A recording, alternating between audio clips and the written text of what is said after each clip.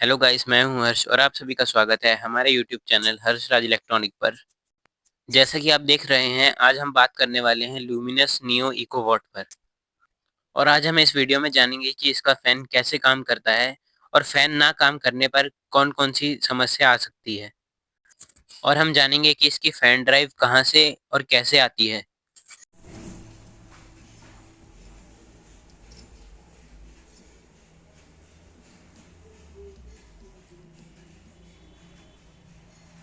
जैसा कि आप जानते हैं, इस हीटसिंक में बैटरी के 12 वोल्ट पॉजिटिव दिए जाते हैं और फिर यही 12 वोल्ट सीधा R9 की लोकेशन पर जो रेजिस्टेंस लगी है उस पर जाते हैं। जब आप मल्टीमीटर को कंटिन्यूटी पर सेट करके जब आप चेक करेंगे तो आपको पता चल जाएगा कि हीटसिंक से R9 की लोकेशन पर जो रेजिस्टेंस लगी है वहां से सीधा सप्लाई आ रही है और इस रेजिस्टेंस की वैल्यू 2.2 ओम है। और फिर यही 12 वोल्ट सप्लाई सीधा फैन के कनेक्टर पर जाती है। तो जैसा कि अभी आपने देखा, पॉजिटिव 12 वोल्ट सप्लाई हीटसिंक से कनेक्टर तक सिर्फ एक रेजिस्टेंस के जरिए पहुंचाई गई है। इसका मतलब ये है कि फैन कनेक्टर पर पॉजिटिव सप्लाई हमेशा ऑन रहती है। फैन को ऑन ऑफ करने के लिए नेगेटिव सप्लाई को ऑन ऑफ किया गया है, जो कि Q1 की लोकेशन पर जो ट्रांजिस्टर लगा है उसकी सहायता से की जाती है।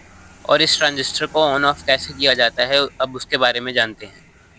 और इस ट्रांजिस्टर पर जो सप्लाई आती है वो सप्लाई इस माइक्रो कंट्रोलर की पिन नंबर 20 से आती है।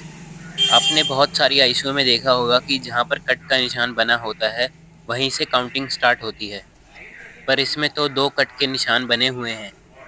तो समस्या ये है कि पिनों की काउंटिंग स्टार्ट कहाँ से की जाए।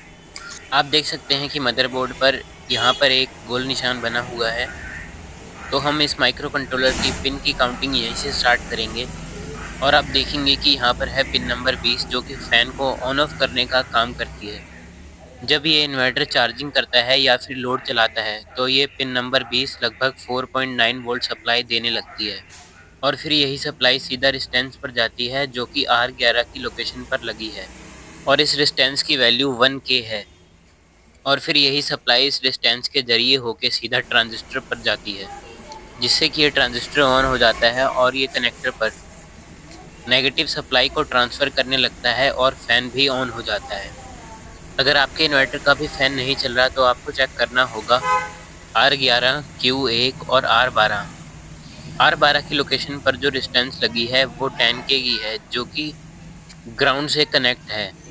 और रेजिस्टेंस के पास ही एक D19 की लोकेशन पर जिनर डायोड लगा है, जिसकी वैल्यू D1 है। आप उसे भी शॉर्टिंग के लिए चेक कर सकते हैं। R9, D19, R11, Q1 और R12, ये 5 कंपोनेंट फैन को ऑन ऑफ करने का काम करते हैं। अगर आपके इन्वर्टर का फैन नहीं ऑन हो रहा तो आप सबसे पहले Q1 और D19 को चेक करें। अगर इसके बाद भी समस्या दूर नहीं होती तो आप बाकी के तीनों कंपोनेंट्स को भी चेक कर लें। तो मैं आशा करता हूँ कि आपको मेरी इस वीडियो से कुछ ना कुछ ज़रूर सीखने को मिला होगा। अगर आपको मेरी वीडियो